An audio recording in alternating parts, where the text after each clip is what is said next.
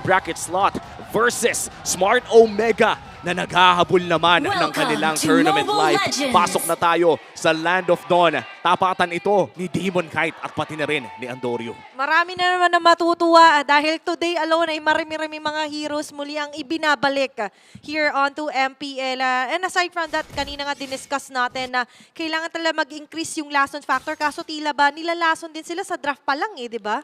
Oh, tsaka yung ano nila dito, si Edward naka-purify. Ay! Mundi ka na.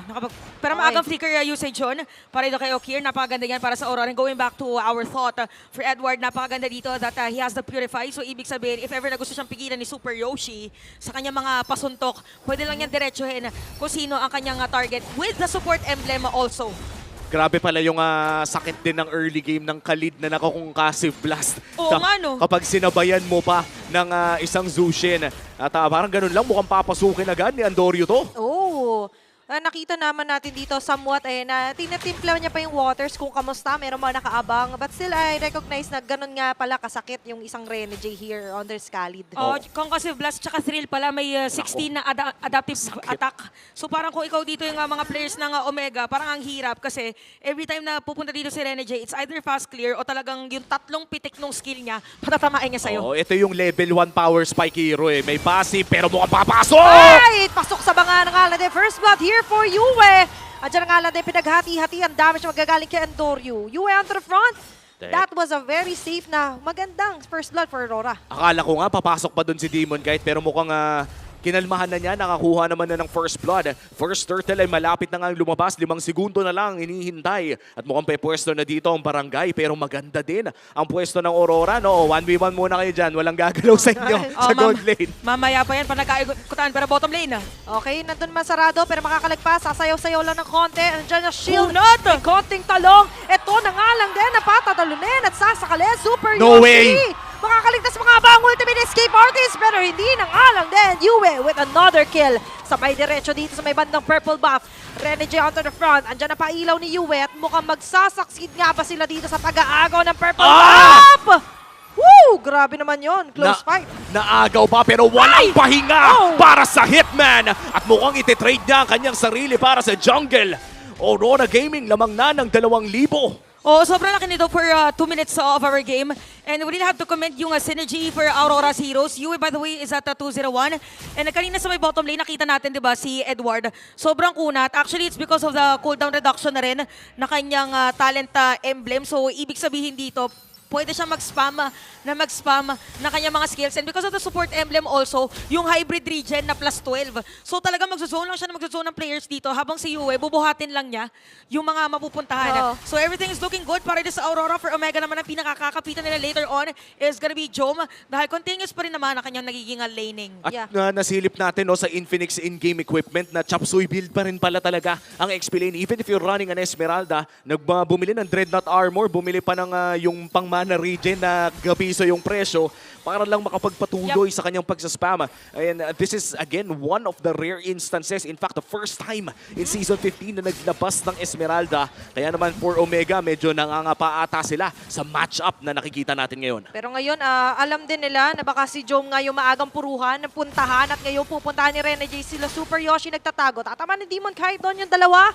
Pero still, andun na Tower Hug, makakadepensa pa rin at hindi maistorbo si Jom. Oh, good defensive rotation mula sa Omega. At least, nadepensahan ng gold laner pero 10 segundo na lang bago lumabas yung turtle na ito. Oh, so para dito sa Aurora ngayon, almost 3K na yung kanilang kalamangan. And for Omega dito, kailangan nilang pahabulin talaga si Andorio in terms of the farming. But so far, si Yue dito, nagzozone na rin. So, ganyan nangyayari, no? Parang naghahati ng hinati nila sa dalawang side. Renegade sa kaliwa, si Yue naman sa kanan. At dito sa may bandang likod, ihagis naman si Luis. Nilatag ni Jom ang kanya Jump Force. Kaso nga lang, mapipilitan silang umatras ng konti. Kahit pasok sa bilog, sila yung mas papasok sa bilog. Super Yoshi down. Doming Kite with a kill. Plus may turtle pa sa Aurora. Napalalim ata si Idol Super Yoshi. And for Aurora Gaming, they capitalized on that error ng napakaganda. Oh, tsaka sobrang bilis sila mag-act doon sa nagiging, or mag-react doon sa ginagawa ng kalaban nila. I mean, for Renegade kanina, hinati nila yung dalawang sides ng turtle. Si Yue dito nag-check sa right side, tapos left side si Renegade. So, naku-cover nila yon just in case. Kung sinong pinakamalapit, sila yung una magbibigay. And this is a good thing if you have Khalid sa lineup nyo. Sobrang bilis mag-clear ng minion wave. Yeah, ang bilis nga lang din ng kanilang forward formation pero mabilis din ang pag-atake dito ng Smart Omega. Kitang-kita naman natin doon, 5 miyembro nag-full force agad. Oo. At siguro naman kahit sino, babagsak talaga pag pinadalan ka ng 5. And what a no? big rotation coming in from Omega. Pero mukhang may trade din naman na mapukuha ang Aurora Gaming doon sa taas. Nakapag-farm si Doming kahit Yeah. in fact doon sa ating BPI Gold Leaders kanina ay nakita nating lamang yung mga 4 na miyembro ng Aurora papasok ng ating 6-minute mark. Oh, tsaka makikita natin for Omega dito kahit yung Feather Airstrike for Okir. Yes, 101 pero medyo kulang talaga in terms of damage kasi hindi din masyado makalapit yung mga players nila dito. And kung titignan natin, ang nagiging trade na lang is yung pa-chepi-chepi na makakasira ng Torre. I think for Omega, yun yung pwede na panghawakan or yung mga biglaang setup play from Super Yoshi. But ang magiging struggle nila dito, kailangan prepared sila kasi si Domen kahit most probably is gonna be part of the next team fights. Yeah. Well, farm na nga lang din. Speaking of farming, kahit papano, tinatry nila yung best nila, no? Naiiwas muna si Jom sa mga dalaw ng Aurora. Oo, at yung pagdadalaw talaga ng Aurora, kinakalmahan nila eh. Hinihintay talaga nila yung perfect timing na pagpasok ni Rene J at makakuha sila ng backline access. Pero mukhang ang perfect timing ay mamaya na dahil malapit na nga lumabas ang pinakahuling pagong ng larong ito at mukhang sabay lamang iikot ang bares na kupunan. Matapos nilang kunin yung mga minion dito sa mid lane, mauuna lamang ng bahagya ang Aurora Gaming. Magko-contest kaya ditong barangay. Mukhang ilalaban nila to kasi forward na position dito si Luis. Although may Rene J na nagtatago, Wala ramdam niya sumilip. nga kaya ito. Medyo mayayari yata kung sino mauna sumilip. Sisilip ng konti di si Jom, nandiyan na paglalaro-laro dito ni Edward sa may bandang harap. And with that, malinis, mapapalayong Omega kuha ng Aurora ang pangatlong pagong. Although for Omega dito, yes, tinry nila or inisip nila kung mag-engage sila doon, tatry sila contest. Naging problem lang is wala din naging trade. Hindi masyado nakapag-clear din ng minion wave. So yung millisecond na somehow na-delay din sila was a huge struggle for them. And kita naman natin dito that for Aurora talagang alam mo yung continuous yung nangyayari Oo. sa kanila. After ng paggawa nila ng turtle, okay, sira na tayo ng Torre. Talagang kita mo na meron agad next episode eh. Kumbaga meron nag-flicker agad na. sunod na plano. Okay, napaflicker palayo pero gagamitin ng Feathered Airstrike para palayuin ang Aurora Gaming. Lewis, however, magbibigay lamang ng vision. Sinisi TV na kita si Demon kahit namang agaw ng purple. Yeah, Oh. very fluid yung movement dito ng Aurora. Nakikita natin kung may plano, they stick to the plan. And now the plan is kumuha ng Grabe. Torre doon sa may bandang gitna. Sabay farm ulit, hindi nila pinipilit ang mga bagay-bagay. Oo, grabe, wala talagang tigil. As Chantel said earlier, no, parang tuwing may nangyayari sa mapa, para bang may isa pang ginagawa ang Aurora. Oh, tsaka parang, okay, sige, di ba, nakasira sila ng Torre dito sa may bottom lane. Si Demon kahit din, pupunta niya siya sa other sides of the map. Nakita natin kanina sa ating Infinix items na talagang ang laki na ng lamang Oh. in terms of the items. At teka lang, mukhang si Edward din lang naman pala yung gumamit Siya pa ng rin. Esmeralda nung season 13. So, ganun na po katagal. I think 2 season 15 na ngayon. Tama naman, Yeah, no? tama. Season 15 na ngayon. So, inaabot ng 1 taon bago ginamit ulit ni Edward. Ang hero na to, silipin natin ang ating Infinix in-game equipment. Mukhang papunta naman na ng Sky Piercer si Andorio dito. So, yung power spike aabot naman. But it's already 6,000 gold Oo. lead para sa kamay ng Aurora Gaming na majority ata ay hawak din ni Suyu ng Demon Kite. Dalawang core item na dito. Actually, 3. Make it 3 because of Wow. the Malefic Roar nakaka-build lang din. So imagine yung physical penetration na iwan. Ay, kaso nga lang yung naiiwan ngayon na si Jom. Makaka-atras pa rin naman ng Cotter. Rene J iniinda ang sakit. Kaso nga lang, habang iniinda niya sakit, meron yata magiging kapalit. Dito Oh, naman, wow! tatama pa sila Super Yoshi. Kasabay ng mga platong pinagbababato, mamamatay din siya. Grabe naman yung falling star mundo ni Edward. 3 ang kumabit. At ngayon, dahil sa napakalagkit na pagzozone dito ni Edward, ay mukhang magiging libre pa ata ang pinakaunang lord ng larong ito para sa Aurora Gaming.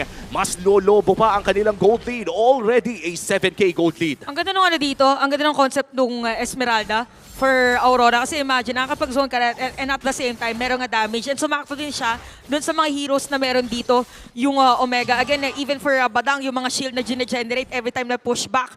So kita natin, damage dealt. Pinakamataas ngayon, si Edward with the Wow. 22,964. And this is from an XP laner.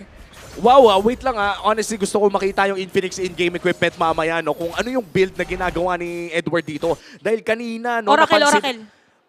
Isa lang yung damage item nito Libro at Oracle. Enchanted Talisman, tas Oracle. Tapos chop suey na the rest muna. Imagine, no, malaking factor din talaga na ang tagal niya kasi bumababad sa mga teamfights. Speaking of which, ito nga lang din, nag-shadow kill.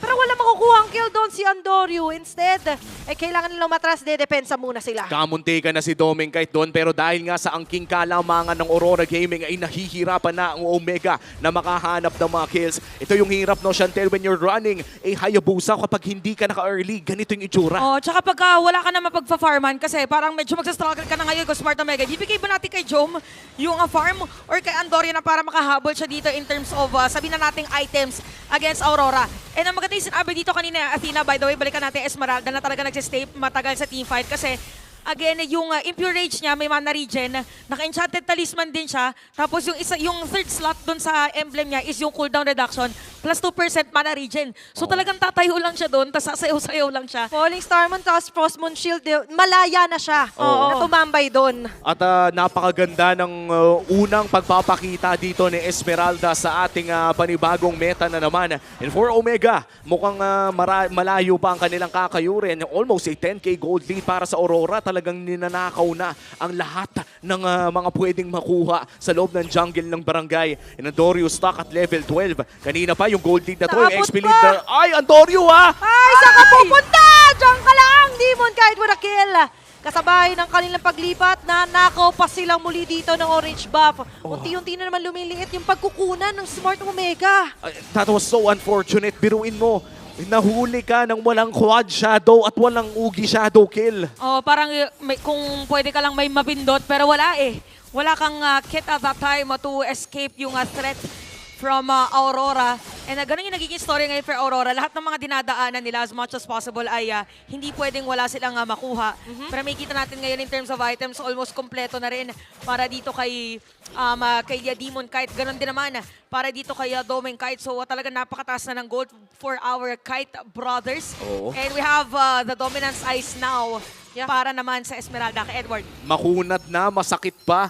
At ito yung masasabi nating what an entrance mula dito sa Esmeralda pick ng Aurora Gaming. At bukas sisimula na nga ng Aurora ang pangalawang lord ng larong ito. Nandiyan naman si Luis para magbigay ng vision.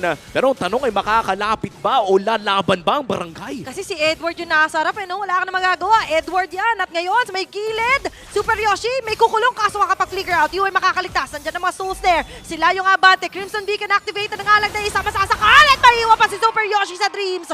Habang Aurora ngayon, sa bawat lakad may nakukuha, yung Lord makukuha nga rin ba nila? Oo, ibibigay na ata ito ng Barangay Omega. This will be the second Lord secured para sa Aurora Gaming in an extremely huge gold lead. 12k na halos para sa Aurora. Oh, medyo mahirap na talaga to for Omega na palitin. Even si Super Yoshi hindi na talaga ma-push or hindi na makagawa ng counterplay against Aurora. But the good thing is that habang buhay pa yung mga inhibitor turret nila, madali lang naman for them na biglang maglalagay ng pader, susuntok. So far si Joe naman ay hindi pa talaga nabibigyan para dito sa laban. And the flicker naman yung gamit niya. Although, ang struggle lang dito is kung paano nila i-burst si Edward. How much more kung paano nila i-burst si Rene J? Tsaka for Omega, no, kailangan talaga nilang dumepensa dito. Again, tournament life po ang pinag-uusapan if you are Smart Omega. Nanalo na sila kahapon, but this time they have to win once again para mapantayan ang puntos ng Twisted Minds.